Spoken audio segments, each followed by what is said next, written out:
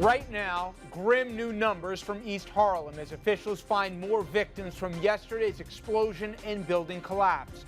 We will have a live report from the scene. And then, is it a bait and switch on casino gambling in the Empire State? Casinos that were supposed to be going to depressed regions like shuttered Catskill resorts and the state's southern tier may end up in places where they're needed far less. That and other casino questions with our political panel.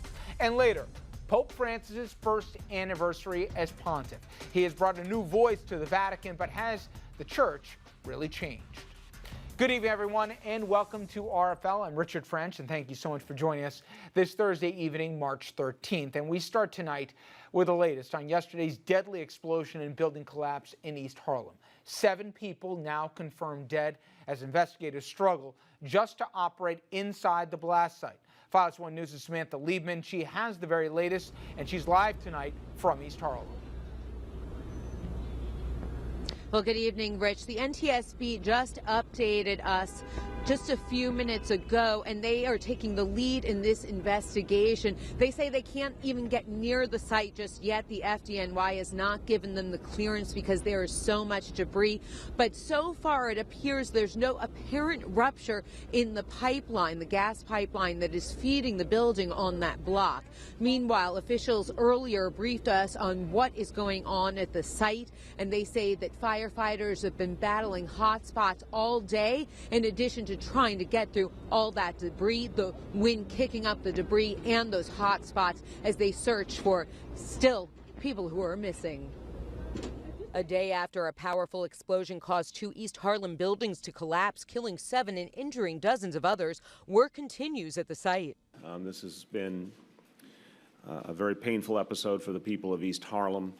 There's still a lot of unknowns here. While officials believe a gas leak caused the explosion, they won't know for sure until they clean all the debris, an effort being hindered by continued hotspots reignited by brisk winds. What we need to do is get to the basement. We have to clean the area out, get all the debris out, and then they get to the heating units, get to the meters, places that could possibly be a source of ignition or a source of the leak. As crews clear debris and search for several people still unaccounted for, questions remain about the gas some residents smelled in the days before, but did not report to authorities until one call at 9:13 that morning. As part of that call, the individual said that he had smelt gas the night before. Now, he didn't call the night before, but he included that in the conversation when he reported the call at 9:13. Con Edison says there were only 2 reports of leaks in the area in the past 3 years. All were on customer lines. And while the cast iron mains they use are 125 years old, they say they tested the ones in the area just last month.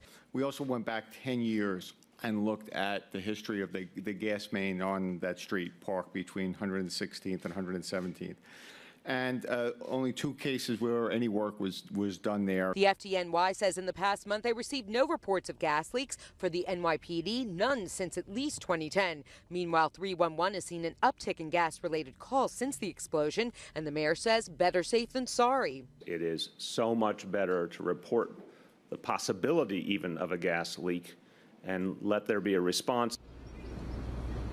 Now, the NTSB will also be looking at whether a water main break directly in front of the buildings had any impact, whether it happened before or after this explosion. It could have been the cause of the gas leak, but no one knows that just yet. Meanwhile, the NTSB will be looking over Con Ed's records, even though Con Ed is claiming that there has been nothing wrong in the past 10 years on this block, and the FDNY and NYPD saying that they never got any reports of gas leaks. Meanwhile, the air out here still very acrid and heavy with the smell from this explosion, and officials are saying that there's nothing really to worry about. The people in the immediate area just need to limit their exposure and keep their windows closed. But healthy people should not be worried. People with asthma and other serious conditions should really stay away from the area. Rich, back to you. Samantha, thank you very much. Now, when we come back on the other side of the break, we will stay in New York, but shift gears to a policy question about dollars and cents. Casinos in New York State. Now, voters said yes when the idea came up on the ballot last fall, but it turns out those casinos may not end up where most of us thought they would. Our panel will sound off on that when we come back.